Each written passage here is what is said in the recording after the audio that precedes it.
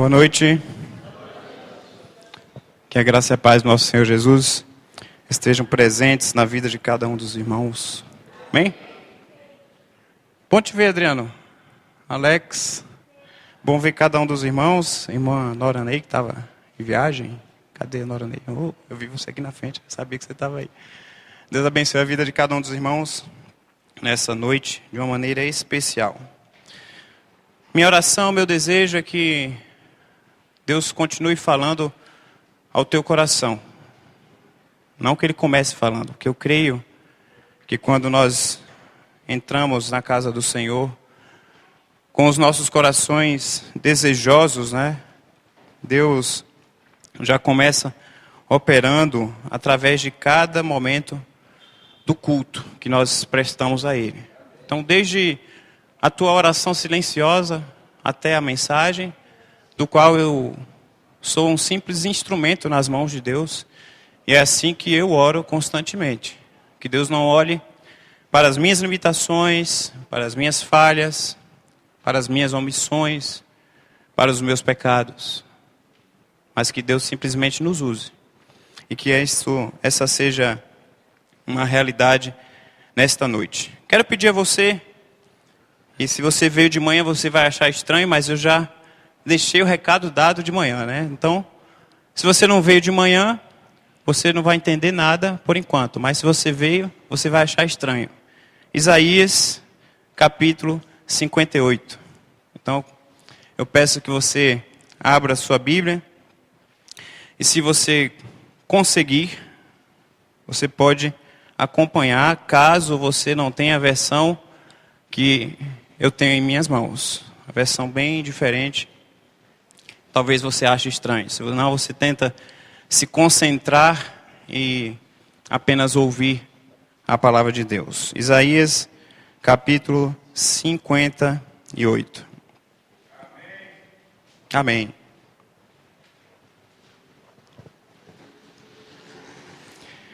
Diz o seguinte: grite a plenos pulmões, não se contenha, que seja um grito como de trombeta. Diga ao meu povo o que está errado com a vida deles. Confronte a família de Jacó com seus pecados. Eles estão sempre muito ocupados com a adoração e têm prazer em estudar tudo sobre mim. Na aparência, são uma nação de pessoas de vida reta, obedecem à lei, honram Deus. Eles me perguntam, qual a coisa certa a fazer? E gostam de me ter ao seu lado. Mas eles também se queixam.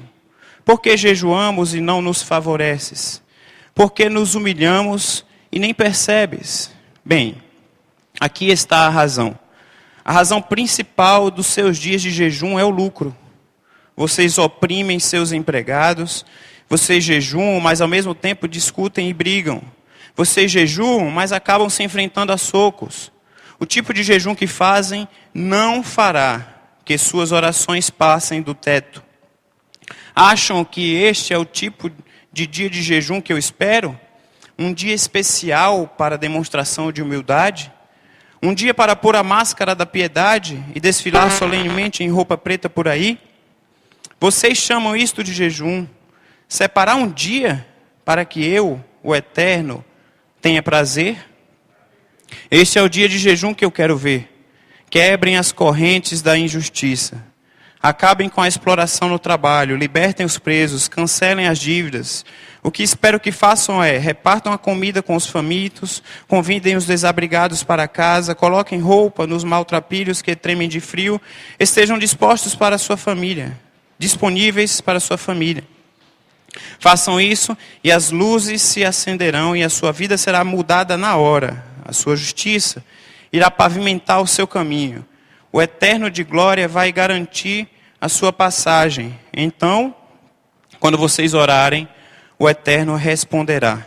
Vocês clamarão por ajuda e eu direi, aqui estou. Se vocês eliminarem as injustiças, pararem de culpar as vítimas, cessarem de fazer fofocas sobre os pecados dos outros, forem generosos com os famintos e começarem a se dedicar aos oprimidos e marginalizados, a sua vida começará a brilhar na escuridão.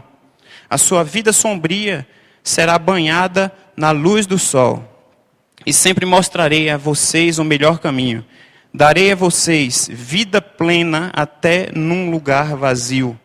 Músculos firmes, ossos fortes. Vocês serão como um jardim bem regado, uma fonte viva que nunca seca. Vocês usarão o entulho do passado para construir de novo. Reconstruirão sobre os antigos alicerces da sua vida. Vocês serão conhecidos como aqueles que reparam qualquer coisa, restauram ruínas antigas, reconstroem e renovam, tornam a comunidade habitável outra vez. Se vocês tomarem cuidado com o que fazem no sábado, e não usarem o meu dia sagrado para cuidar de interesses pessoais, se tratarem o sábado como um dia de alegria, o dia santo do Eterno como uma celebração, se o honrarem recusando-se a fazer os negócios de sempre, a ganhar dinheiro, a correr aqui e ali, então estarão livres para ter prazer no Eterno. Eu os farei levantar voo e voar alto acima de tudo. Eu os farei festejar a herança do seu antepassado Jacó. É o Eterno quem diz. Bem? Deus aplica essa palavra ao teu coração. Como a gente assiste uma novela, às vezes, aí fala a recapitulação, né? O que foi passado no capítulo anterior. E pela manhã eu falei exatamente nesse trecho de Isaías 58. E eu coloquei diante de cada um que estava aqui pela manhã, que os profetas, eles pregavam palavras de exortação, palavras diretas aos nossos corações. Aos nossos corações, porque o versículo ele começa falando que essa palavra é direcionada aos descendentes de Jacó. Ou seja, Deus mudou o nome de Jacó para Israel.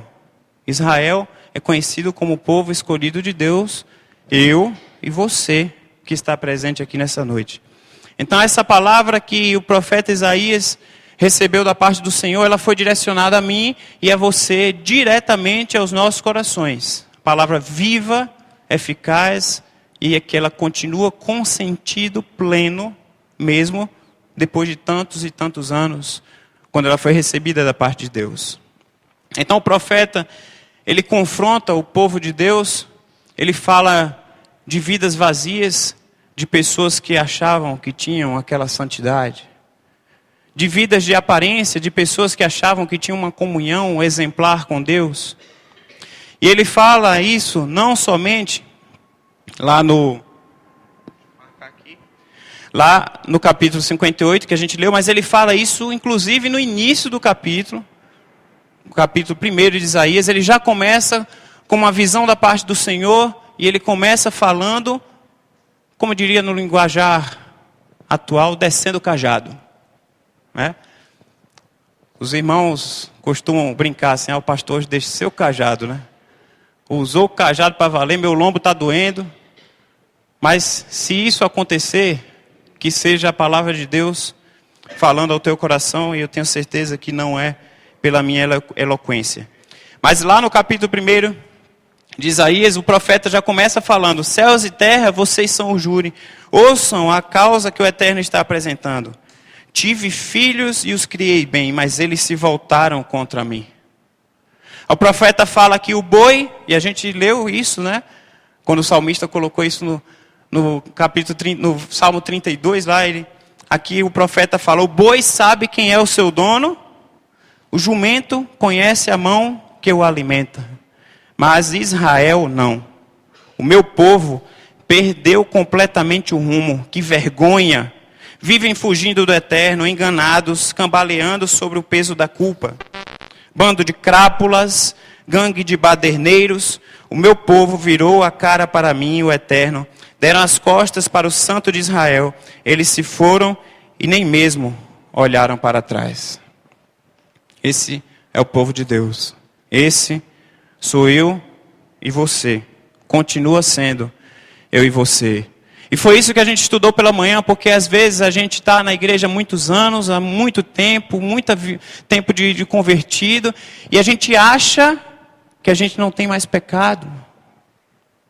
E a gente acha que tem uma comunhão exemplar com Deus, e a gente acha que tem uma vida digna diante de Deus, e a gente tem uma facilidade grande, mas para não dizer enorme, de apontar o pecado do outro. Mas a gente esquece que nós continuamos com os nossos pecados, nós continuamos com as nossas rebeldias, nós continuamos a nos distanciar de Deus como povo escolhido, como filhos. Eu lembro da missionária Lucimar, que ela falou que nós somos filhos e nós somos servos ao mesmo tempo. E diante dessa realidade, como povo escolhido de Deus, em relação à obediência, nós temos que lembrar que nós somos servos.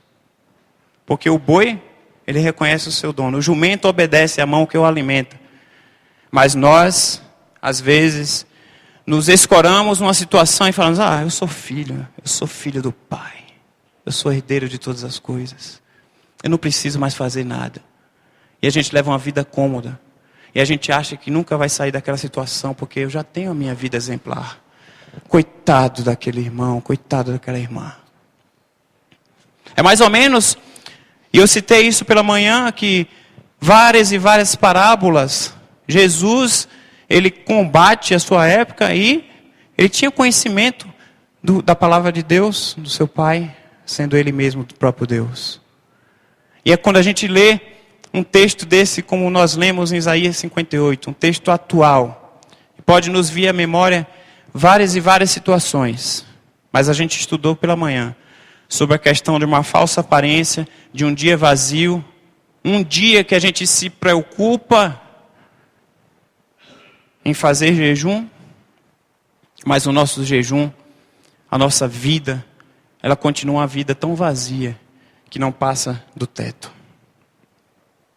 Mas eu quero dizer para você nessa noite que não é para você ficar deprimido, porque eu já expus que tanto eu quanto você vivemos nessa situação.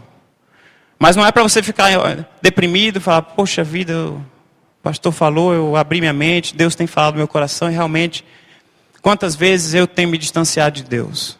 Quantas vezes Deus tem me abençoado? Quantas vezes Deus tem falado ao meu coração e eu tenho perdido o rumo? Eu tenho desanimado.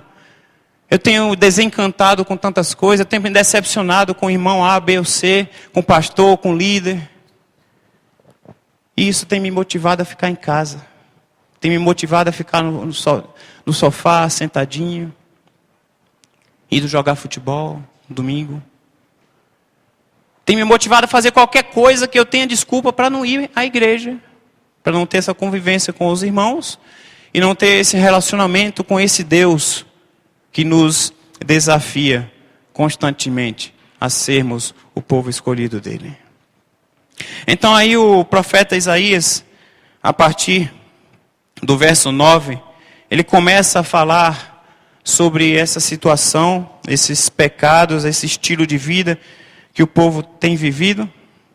A partir do verso, na realidade, a partir do verso 6, ele já começa a colocar essa realidade. Ele fala: o tipo de jejum que Deus quer ver, o estilo de vida que Deus quer ver é: quebrem as correntes da injustiça, acabem com a exploração no trabalho, libertem os presos, cancelem as dívidas.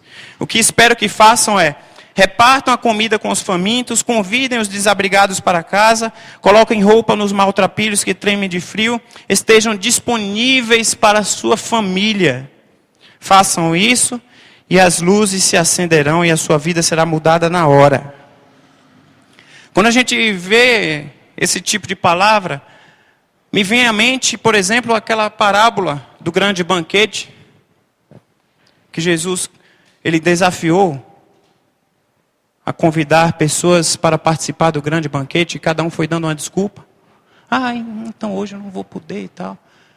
E ele foi desafiando ao ponto de dizer: chega, vai nas ruas, vai nas favelas, vai nos becos, vai na Santa Inês, vai na Rua das Romãzeiras, número 78, número 81, 73, vai, e chama todo mundo que estiver disponível para participar da festa. participar do grande banquete. O papel nosso como igreja é começar a nos despertar para o verdadeiro jejum, para uma verdadeira qualidade de vida daquilo que Deus quer das nossas vidas. Não da vida do que o Marcos precisa com Deus. Não da vida do que o irmão Jaime precisa com Deus. É da vida que eu preciso com Deus. Porque quem vai saber sou eu com Deus. É você com Deus. É você com Deus. É você com Deus. É você com Deus. É Deus que vai te falar o estilo de vida que você precisa ter diante dele. Quando você abre o teu coração, quando o teu coração fica sensível para ouvir essa voz profética, Deus falando no teu coração constantemente, é você que vai ouvir da parte do Senhor, incomodando o teu coração. E há esperança, e o desafio é para que nós tenhamos uma vida plena num lugar vazio. Uma vida plena num lugar vazio. Embora o caminho que a gente ande, o meio político que a gente vive, a situação deplorável do país, e por não dizer do mundo, embora, infelizmente, o Brasil tenha virado chacota do mundo, né, tem servido como referência negativa, pela podridão que tem se estourado aí constantemente. Mas por que não dizer do mundo, a situação que o mundo vive, e a gente muitas vezes tem que continuar trilhando por esse caminho. O nosso desafio, como crentes no Senhor Jesus, vivendo nessa realidade, depois que o profeta, ele desafia cada um de nós, depois que a gente ouve essa voz profética, essa voz da parte do Senhor, nós temos que entender a nossa realidade de vivermos não mais uma vida vazia, que não passe o nosso jejum e o nosso estilo de vida do teto. Mas agora, uma vida plena, uma vida que chegue como um aroma agradável ao Senhor. Uma vida que faça diferença, uma vida que nós sejamos o bom perfume de Cristo por onde nós passarmos, que as pessoas sintam diferença através de cada um de nós. Uma vida do qual eu e você sejamos instrumento nas mãos dele. Uma vida que faça uma total diferença. Então ele continua, e agora no verso 9, sim, ele fala: se vocês eliminarem as injustiças, pararem de culpar as vítimas, cessarem de fazer fofoca sobre os pecados dos outros. Porque ninguém sabe fazer fofoca sobre si mesmo, né? Só os outros pecam. Já perceberam isso? Receba essa palavra. Só os outros pecam. Você não peca. Você é perfeito. Você já é convertido há 20 anos, 30. Eu sou membro dessa igreja há 40 anos. A igreja só tem 27. Mas você é 40 anos membro da igreja. E é difícil quando a gente recebe uma palavra profética, uma palavra vinda da parte do Senhor. Entenda, se vocês eliminarem as injustiças, muitas vezes nós somos injustos. Quando nós pararmos de culpar as vítimas, pessoas que não tiveram culpa na situação, e a gente coloca culpa, a gente aumenta a história, a gente inventa, a gente faz a maledicência, a gente proclama o mal, a gente quer ver o outro na ruína. Quando nós pararmos de fazer essas fofocas, quando nós formos generosos com os famintos, os sedentos fisicamente, os sedentos da palavra de Deus, quando nós deixarmos de ser agente 007 de Cristo, que o nosso vizinho não sabe, né? Não, porque eu sou crente, entendeu? Eu estava sexta-feira conversando, aí eu fiz uma coisa essa semana que quem participa do grupo do WhatsApp deve ter rido a beça. Eu falei, meu, o pastor é doido, rouco pra caramba, sem saber cantar direito, e mandou um áudio lá, gravando na casa dele, com o Enzo gritando por trás. A gente tentou gravar aquele áudio umas 30 vezes, eu já não aguentava mais. Inclusive no final até deu uma risada no áudio. Não sei se os irmãos perceberam. Eu estava com a minha esposa em casa e ela toca violino e está mais enferrujada do que tudo, né? Os irmãos depois, ela não está ouvindo não. Depois os irmãos podem cobrar ela, né? Pedindo que ela, Milady, toca aí de vez em quando. Tá? Não falam que foi eu, tá bom? Então ela está mais enferrujada e eu também enferrujado, porque eu acho que eu sou pior, porque eu acho que eu toco violão. É pior, né? que é aquele que acha que sabe alguma coisa. Aí eu peguei o violão enferrujado, e ela pegou o violino enferrujado, como a gente fazia no início do casamento, que não tinha filhos, que dava tempo da gente parar, sentar, conversar, coisa que é difícil quando você tem filhos. Quem tem filho sabe, né, Salomão? Quem tem filho sabe. Aí a gente pegou, parou, a gente começou a ensaiar uma música, aí ela falou, vamos gravar um áudio? Vamos. A gente começou tentando. Aí o Enzo chegava, gritava, aquela benção. Mas aí depois a gente mandou o áudio e a gente ficou pensando que tem um amigo nosso, e até compartilhei isso na reunião de indicações. Vai ter um amigo nosso, e alguns irmãos aqui conhecem, e tem uma coisa muito exemplar nele. Se ele te chamar para jantar, para participar com ele, se ele estiver no encontro, o violão dele está sempre no carro. Quando termina de almoçar, ele fala assim, gente, vamos louvar um pouquinho? E ele pega o violão, ele começa a louvar a Deus. Passou 3 anos e meio preso injustamente, esse nosso amigo. E ele louva a Deus com o seu violão. E eu comecei a conversar com a minha esposa e falei, sabe que tem tudo a ver com essa mensagem do nosso comodismo, a nossa vida de aparência.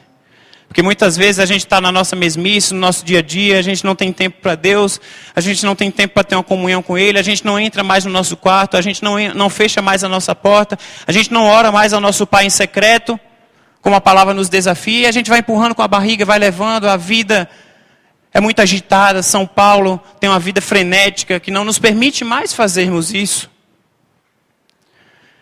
E quantas vezes a gente se reúne com seus amigos, com os teus irmãos em Cristo, em família, e a gente não louva a Deus. A gente não faz isso. E a nossa vida continua uma vida de aparência. E o profeta, ele saculeja as nossas estruturas, e ele continua falando, se nós formos generosos com os famintos, aqueles que estão sedentos da palavra, e esse modo de viver, você consegue testemunhar indiretamente para o teu vizinho. Porque você começa a cantar louvores a Deus, você começa a cantar, não estou dizendo para você colocar um som tão alto que vai incomodar o vizinho, isso aí já é um testemunho, não é? Não é mais testemunho. Mas aí você louva a Deus, você compartilha, você dá um bom dia, você tem educação com o teu vizinho. Como é difícil a gente ver pessoas educadas hoje em dia. E nós somos, além de cidadãos, nós somos cristãos. É um degrau, ou deveria ser um degrau a mais. Então nós temos que começar a fazer isso. Começar a se dedicar aos oprimidos e marginalizados. A sua vida começará a brilhar na escuridão. Olha aqui que o profeta começa a colocar o resultado agora da tua escolha de vida. Daquilo que você começa a Deus te incomodar. E ele começa a falar das consequências quando você escolhe ter uma vida mudada diante de Deus.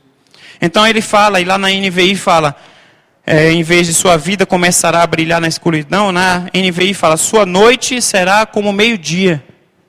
A sua noite será como meio-dia. Por onde você passar, a luz de Cristo vai brilhar. Por onde você passar, haverá transformação de vida, meu irmão. Por onde você passar, os teus caminhos ficarão planos, porque você começa a querer ter uma vida reta diante do Senhor. E ele continua e fala, sempre te mostrarei a vocês o melhor caminho. Darei a vocês uma vida plena num lugar vazio. Esse é o desafio-chave que eu quero colocar para você. E na NVI, isso aí está no verso 11, talvez seja a sua Bíblia.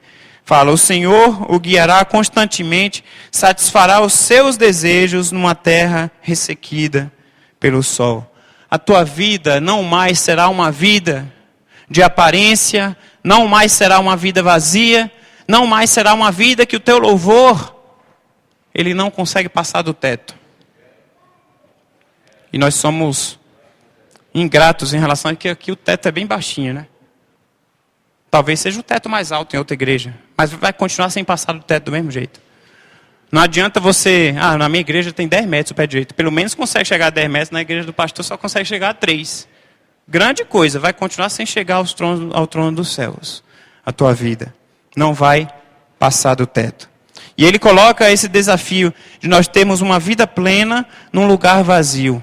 Uma vida que faça diferença por onde nós passarmos. A luz de Cristo vai brilhar através das nossas vidas. Ele nos dará músculos firmes, ossos fortes, para que nós possamos conseguir ter essa vida plena nesse lugar vazio. Porque muitas vezes é difícil, gente.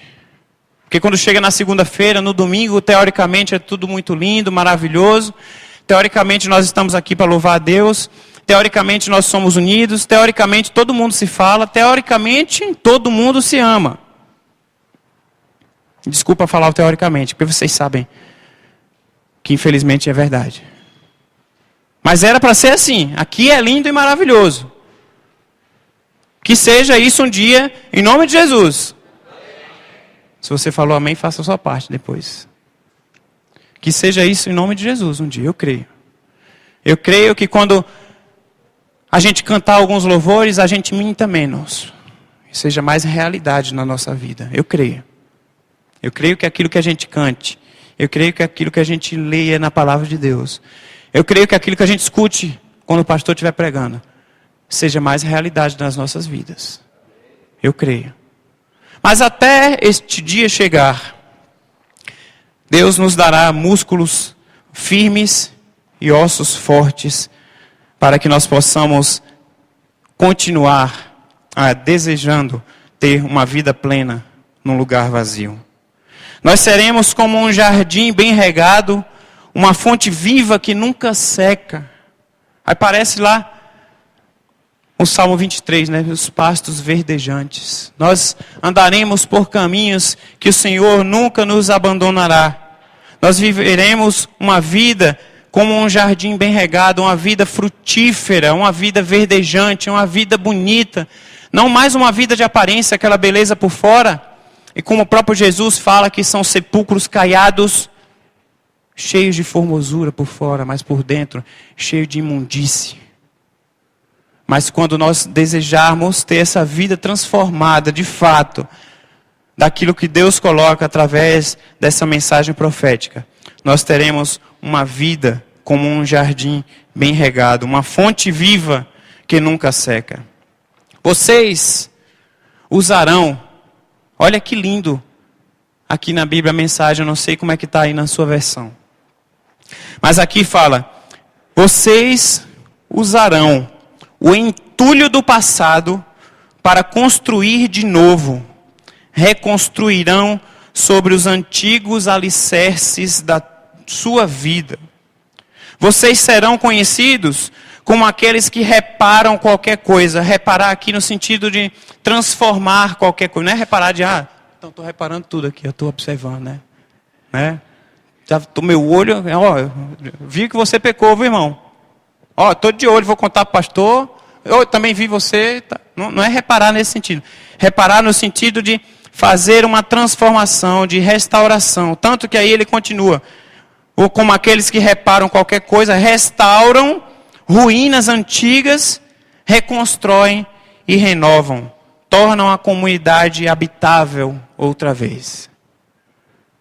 Quando nós, desejosos no nosso coração, de entendermos de uma vez por todas essa mensagem profética, essa mensagem da parte do Senhor, essa mensagem que fale ao teu coração, com seriedade, essa mensagem que incomode, não pelas minhas palavras, mas pelo Espírito Santo de Deus. Você pode até nem gostar de ir com a minha cara, mas você tem que receber essa palavra no teu coração. Nós teremos condições de usar o entulho do passado, usar situações que vivemos no passado, usar as ruínas da vida, usar situações, pessoas, condições, seja o que for, para reconstruir as nossas vidas.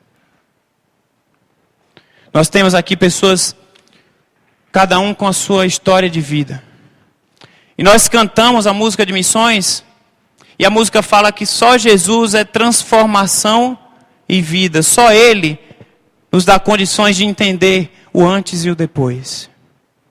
E quando nós começamos a conviver, conversar com alguns irmãos, a gente entende que isso é uma realidade verdadeira na vida de qualquer um que deseja isso para a tua vida. Ah, pastor, mas eu sou assim mesmo, eu não vou mudar, eu nasci assim, eu cresci assim, o crente Gabriela, vocês conhecem.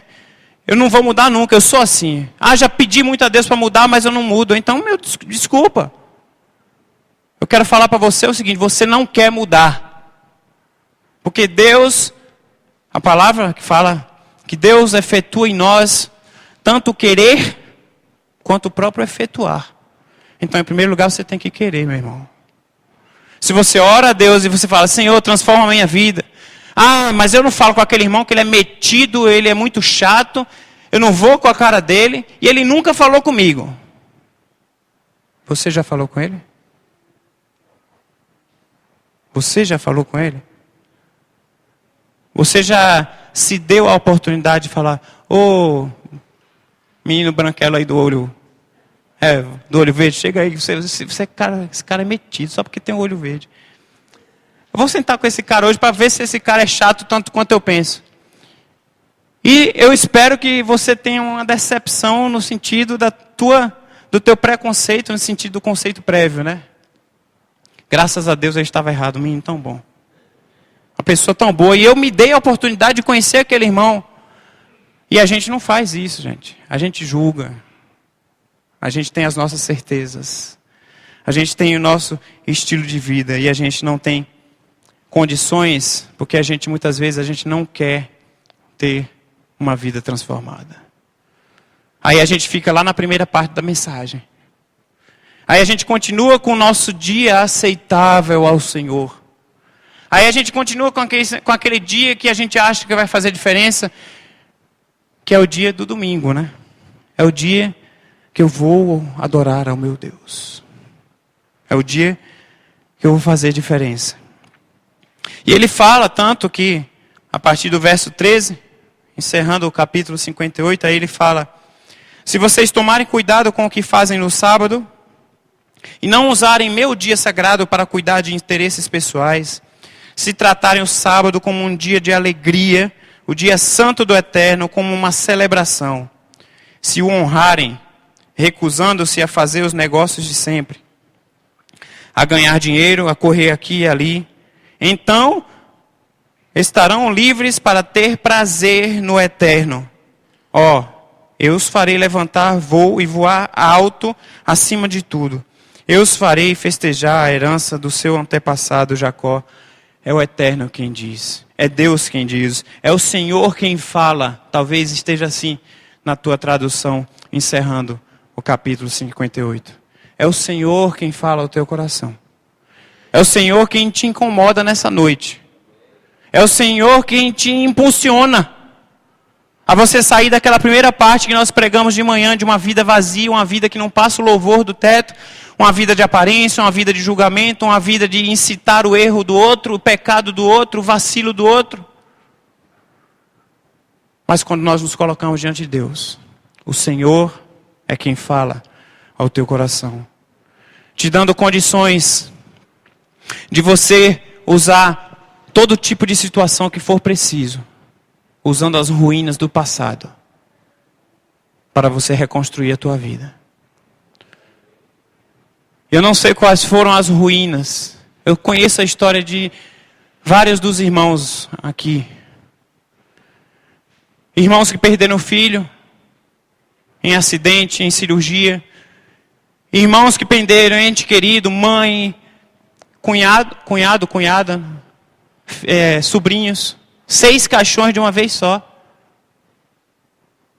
Irmãos que tiveram sofrimentos de vida, irmãos que eram entregues suas vidas às drogas, eram entregues suas vidas a bebidas, a maconha, a cocaína. Não sei se teve irmãos aqui que chegaram a usar crack, mas nós tivemos testemunho aqui do pastor Arlen. E o Deus que eu creio é o Deus que nos liberta de tudo isso.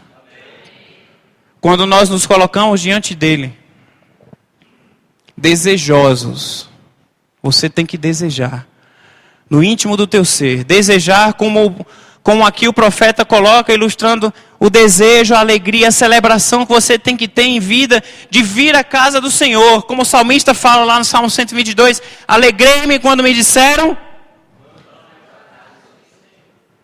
Não foi muito alegre, não. Nosso amigo lá atrás foi mais alegre. Alegrei-me quando me disseram... O profeta, ele nos desafia a nós resgatarmos essa alegria da convivência, da intimidade, esse desafio de nós termos uma vida reta em um caminho tortuoso. Quando nós entendemos o recado, meus irmãos, quando nós entendemos o recado, aí vem à minha mente Provérbios 4:18, se eu não estiver enganado, que fala que o caminho do justo é como a luz da aurora, que vai clareando mais e mais até a plena claridade do dia. Ou em outras versões, que também, não menos do que essa versão fala, até ser dia perfeito. Quando você se colocar diante de Deus, quando você desejar essa mudança, de ter uma vida plena num lugar vazio, o teu caminho, a tua vida, vai ser como a luz da aurora, que vai brilhando mais e mais, até a plena claridade do dia. E diferentemente da minha mensagem pela manhã, que eu falei que eu não ia encerrar desejando que Deus te abençoasse, não que eu não desejasse isso, mas a minha oração principal pela manhã eu falei que Deus incomode o teu coração. E se Deus incomodou o teu coração, se Deus te impulsionou nesta noite a ter uma vida mais reta diante dele, uma vida plena num caminho tortuoso, então sim, que Deus possa te abençoar de uma maneira especial. Que Deus abençoe tua vida.